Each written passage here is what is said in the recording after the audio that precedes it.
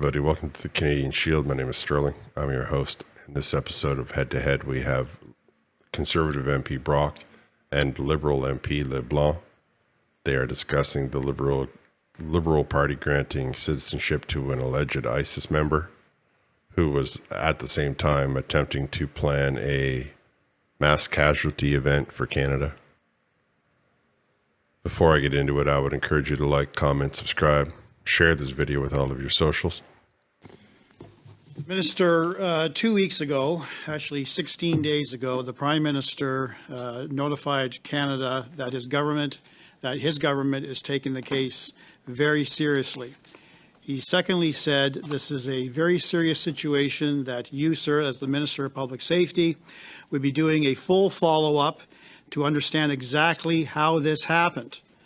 The Minister will share all that we learned in the appropriate moment. That was 16 days ago. You've indicated the process by which you've disclosed this 5-page document to committee, literally 20 minutes before the commencement.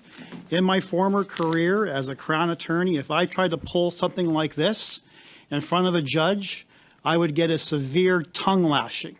This is not procedural fairness. This is highly, highly suspicious in terms of the timing by which you release that. So, moving on. I too want to talk about the video, the notorious video from 2015. According to Global News, they easily obtained a copy of that. It appeared to match the one that resulted in the aggravated assault charge that the RCMP recently laid. It shows a prisoner wearing an orange jumpsuit and suspended from a pole in a desert. A man wearing a black robe and a cap bearing the ISIS logo then hacks at the prisoner's limbs with a sword, cutting off his hands, cutting off his feet. His face briefly visible, he appears to be a middle-aged man with a henna-tinted beard.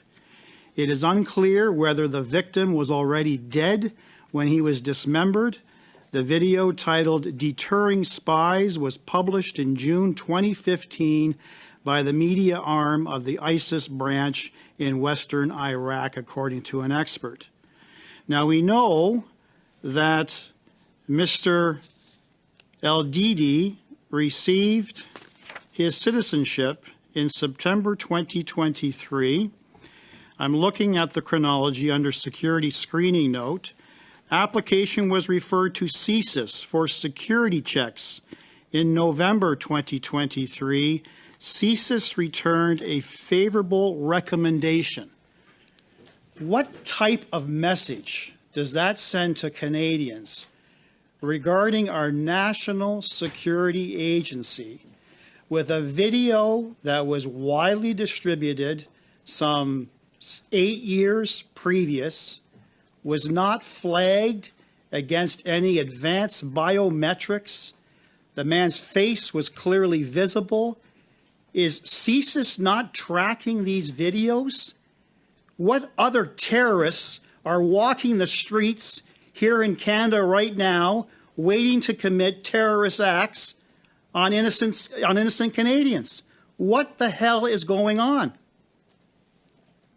So, Mr. Chair, through you to Mr. Brock, I would also think that when in your previous job as a Crown attorney, you would be commenting with the benefit of parliamentary privilege on something that you know very well may form part of the evidence in an upcoming criminal trial. As the Deputy Commissioner of the RCMP said, I'm not sure you would, on the steps of a courthouse in the middle of an ongoing trial, have been as dramatic as you were for your social media clip now. Sir, Minister, I am not a Crown attorney right now. I am a parliamentarian asking the tough questions that Canadians want to know.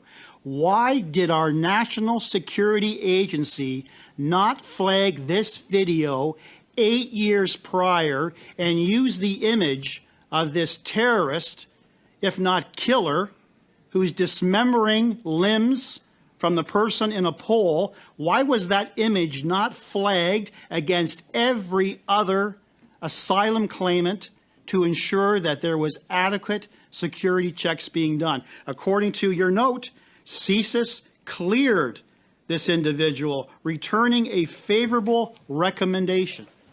How did that slip through? How did that slip through, sir? So again, you're referring to alleged dramatic images. It's not alleged. It happened. The video is not alleged.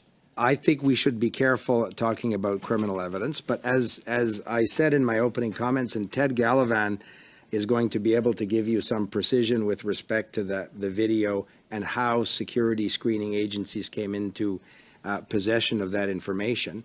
At the time when the relevant decisions were being made by the Immigration Department and the security services were doing their work, the existence of that video or the information that you have recounted to the committee now was not available. And I think Mr. Gallivan can provide some precision in terms of why that was the case. Well, it begs the question as to why. Mr. Brock, that's enough. Okay, everybody, I'm going to wrap here. I would encourage you to leave a comment. Who do you think got the better of whom in this particular interaction? What are your thoughts? Also, I would encourage you to thumb up. Either way, I want to thank y'all for listening. I'll talk to you next time.